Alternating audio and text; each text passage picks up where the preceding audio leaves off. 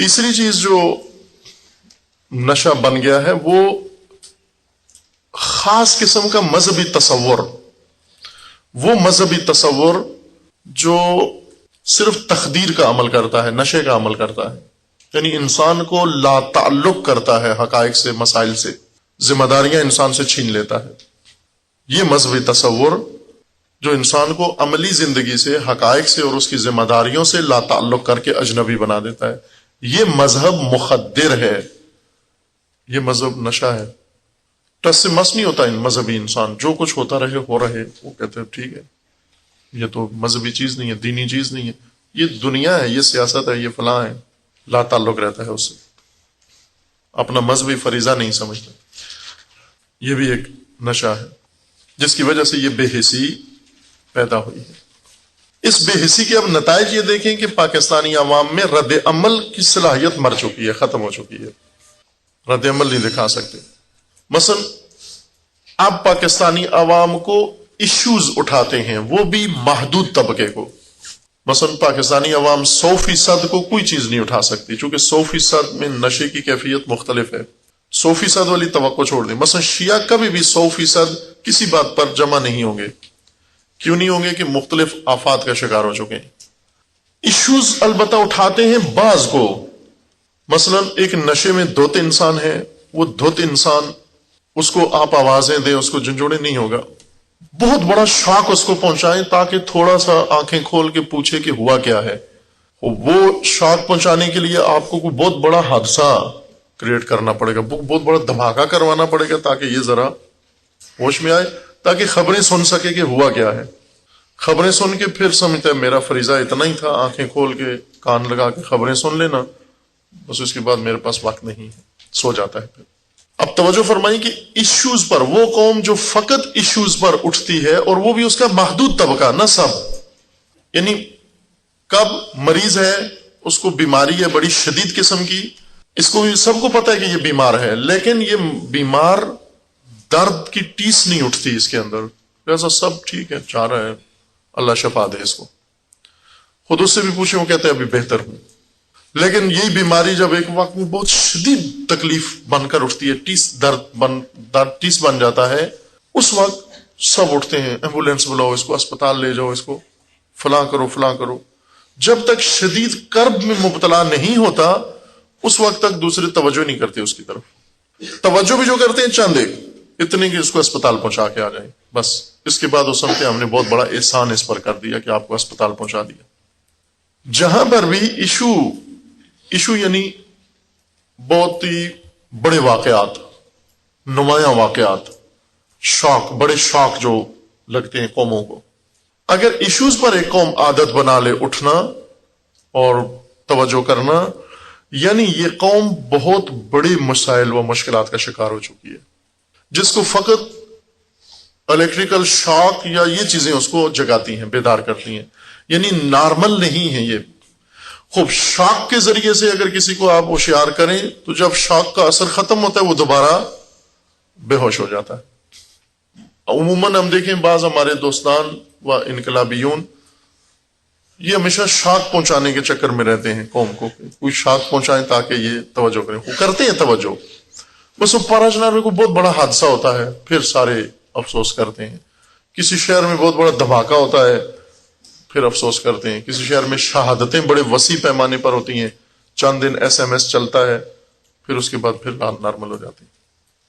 یہی درد ہے، یہی مشکل ہے کہ عوام قوم ایک ایسے مسئلے میں گرفتار ہو چکے ہیں جو اب یعنی اس حد تک جا پہنچتے ہیں کہ بہت ہائی وولٹیج کا شاک ہی انہیں وہ بھی چند منٹ کے لیے ہوشیار کرتا ہے، اور چند منٹ کے بعد پھر دوبارہ اپنی اسی کوما والی حالت پر واپس آ جاتے ہیں۔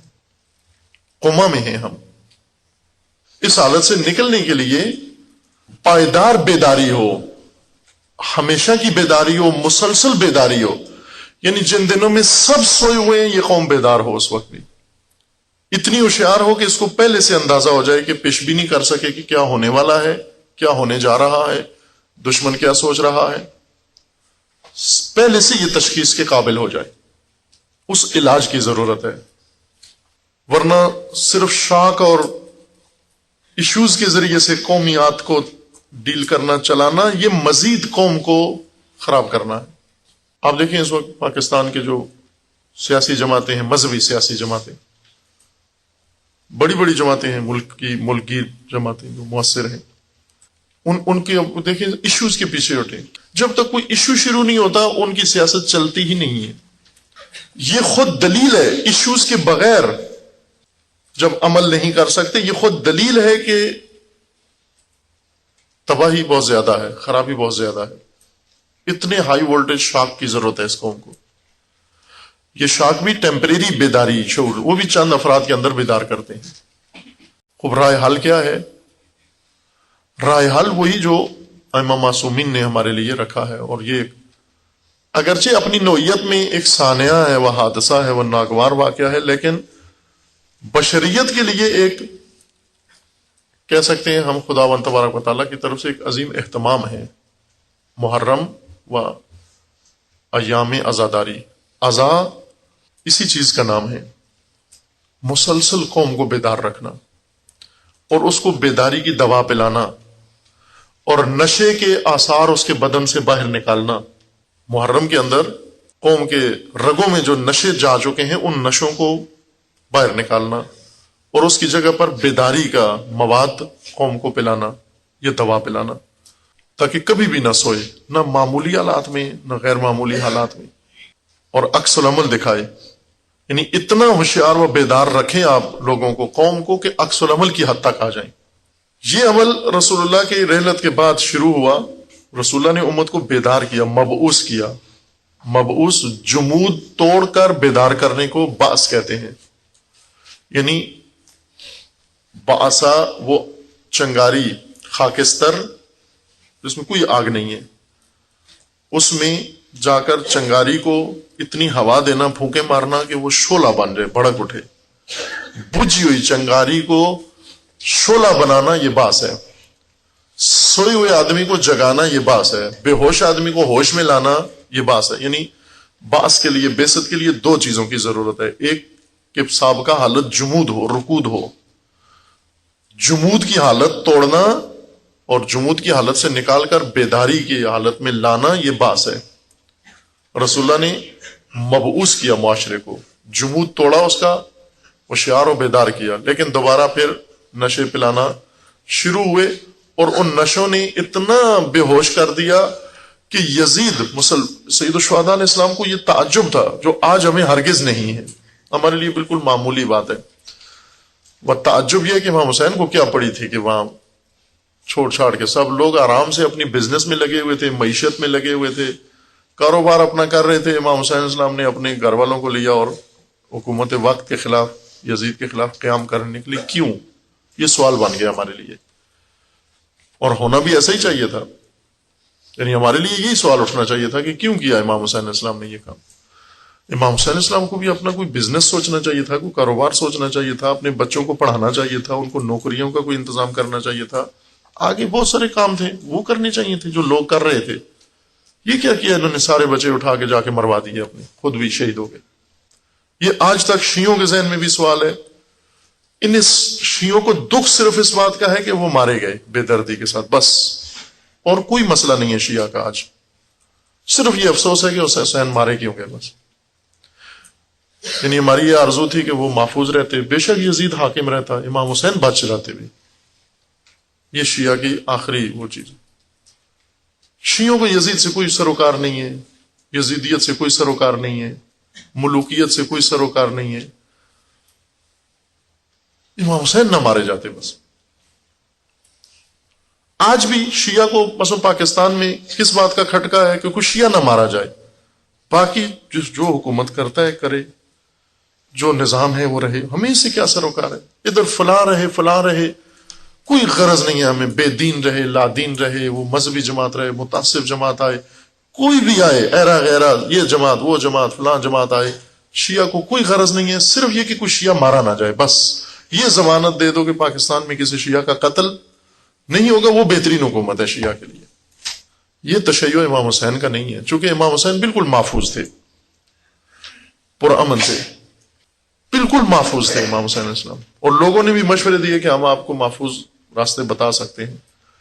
امام حسین کے لیے مشکل یہ نہیں تھی کہ مجھے امن ملے. امام حسین السلام نے خود فرمایا اپنے بھائی کے جواب میں کہ جب محمد ابن حنفیہ نے مشورہ دیا کہ آپ مکہ میں جا کر کعبہ میں پناہ لے لیں، بہترین پناہ گاہ ہے، اگر وہاں بھی پناہ نہ ملے تو پھر یمن چلے جائیں، اگر یمن میں بھی پناہ نہ ملے تو پھر صحرا میں کسی غار میں گھس جائیں، اور جب تک یزید زندہ ہے غار سے باہر نہ آئیں.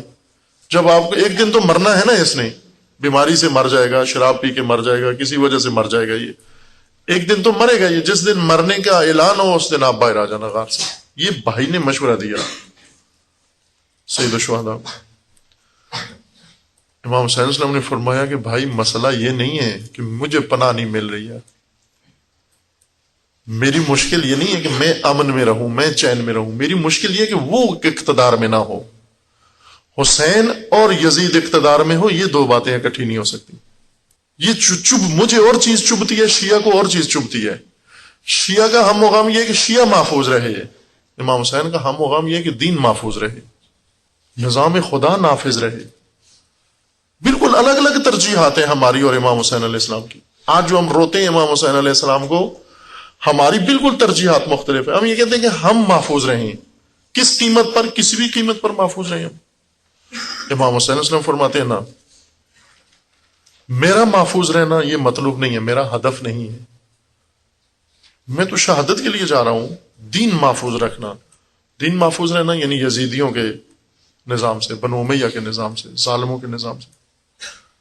کربلا ایک تفکر ہے، عاشورہ ایک تفکر ہے، ایک نہضت ہے، ایک تحریک ہے، رسم نہیں ہے.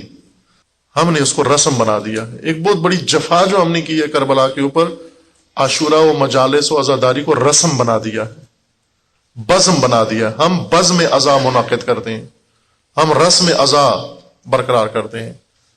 عزاداری نہ رسم ہے نہ بزم ہے، عزاداری ایک رزم ہے. رزم یعنی ایک جنگ ہے، ایک پیکار ہے، ایک نبرد ہے. مسلسل پیکار کا نام عزاداری ہے. اگر عزاداری ہوئی ہوتی 1400 سال تو آج شیعہ کم از کم اس حالت میں نہ ہوتا، عزادار اس حالت میں نہ ہوتا. اگر اس نے عزا کی ہوتی، اس نے بزم منعقد کیا اور رسم منائی ہے، لہذا آج رسم کو بھی خطرہ ہے. یہ بزم بھی محفوظ نہیں ہے. اگر بزم نہ ہوتی، یہ رزم ہوتی، تو آج دین بھی محفوظ ہوتا، اسلام بھی محفوظ ہوتا، پاکستان بھی محفوظ ہوتا، سب کچھ محفوظ ہوتا، ہم بھی محفوظ ہوتے. شوق نہیں چاہیے قوم کو، مسلسل بیدار رکھنے کے لیے تفکر چاہیے. ایشوز نہیں چاہیے. ایشوز پہ نکلنے کا مطلب یہ ہے کہ نارمل نہیں ہے، ہم بے ہوش ہیں. سی سی یو میں پڑی ہوئی قوم ہے، آئی سی یو میں پڑی ہوئی قوم ہے، اور اس کا کوئی اہم ماں باپ مر گئے ہیں تو ٹیکے لگا کے شاک پہنچا کے اس کو جنازے میں حاضری کے لیے تیار کیا گیا ہے. جنازوں میں حاضر ہو کر پھر دوبارہ سی سی یو میں واپس بے ہوش، پھر مد ہوش. ابھی محرم آیا ہے، سی سی یو سے نکلے گی یہ قوم، شاک پہنچانے کے جائیں گے اس کو، پھر نکلو باہر. 10 دن، مہینہ، 2 مہینے عزاداری ہے، پھر اس کے بعد دوبارہ سی سی یو میں قوم جا کر ایڈمٹ ہو جائے گی، پھر سو جائے گی آرام سے اگلے سال تک. پاکستان میں عوام کی مشکل یہ بے حسی ہے، لہذا رد عمل نہیں دکھاتے. رد عمل دکھانے کے لیے احساس پیدا کرنا ضروری ہے. احساس پیدا کرنے کے لیے دین ہے، وہ دین کی ترویج کا بہترین ذریعہ کربلا و عاشورہ ہے. عاشورائی دین، کربلائی دین، یہ لوگوں کو بتانے کی ضرورت ہے. یہ پیغام کربلا نہ کہ رسم کربلا برپا کر کے آ جائیں، نہ کہ بزم عاشورہ منعقد کر کے آ جائیں اور داد لے کے آ جائیں اور داد دے کے آ جائیں. ہم کچھ کو جگا کے آ جائیں، کچھ کو نیند سے اٹھا کے آ جائیں، سلائیں نہ. حتیٰ یہ بزمیہ بعض جو انداز ہیں یہ سلانے والی لوریاں ہیں. کچھ تقریریں، مجلسیں لوریاں ہیں قوم کو سلانے کے لیے. کچھ نوئے روائیاں، قصیدے لوریاں ہیں. یہ لوریاں جائز نہیں ہے پڑھنا. عموماً ہمارے مصلحین کہتے ہیں سر میں نہ پڑھو. وہ سر میں پڑھو بے شک، لیکن خدا را لوری نہ پڑھو. لوری ممنوع ہے. بیداری کا پیغام پڑھو. وہ کہتے ہیں یہ کہ سر نہیں ہونی چاہیے، باقی محتوا کیا ہو اس سے کوئی غرض نہیں رکھتے، مضمون کیا ہے، لوری ہے، وہ کہتے ہیں بس سر میں نہ پڑھو، بہترین عبادت ہے یہ۔ لوری پڑھنا کس طرح عبادت ہے؟ ایک قوم کو لوری پڑھ کے سنانا کیسے عبادت بن گیا ہے؟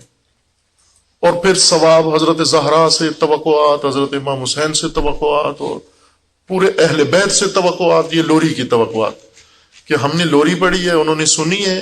یہ پڑھنے اور سننے والوں کا اتنا قرض بڑھ گیا ہے اہل بیت پر کہ اب سارے اہل بیت مل کر بھی معاذ اللہ اس کو ادا نہیں کر سکتے، اتنی لوری مقدس پڑھتے ہیں ہم۔ ورنہ امام خمینی فرماتے تھے کہ ایک عاشورہ، ایک عزاداری، 1 سال کی نہضت کافی ہے شیعہ کی نجات کے لیے، اور امام خمینی نے کیا یہ کام۔ ایران میں عزاداری سے انقلاب نکلا، باہر آیا، بیداری آئی، لیکن امام نے لوریاں نہیں سنائی، وہ نشے اتارے۔ یعنی وہ خطبہ جس طرح حضرت زینب نے دیا تھا بازار کوفہ میں، وہ لوری نہیں سنائی تھی کہ سو جائیں سب، بیدار کیا حضرت زینب نے ان کو اس خطبے کے ذریعے سے۔ وہ عزاداری چاہیے۔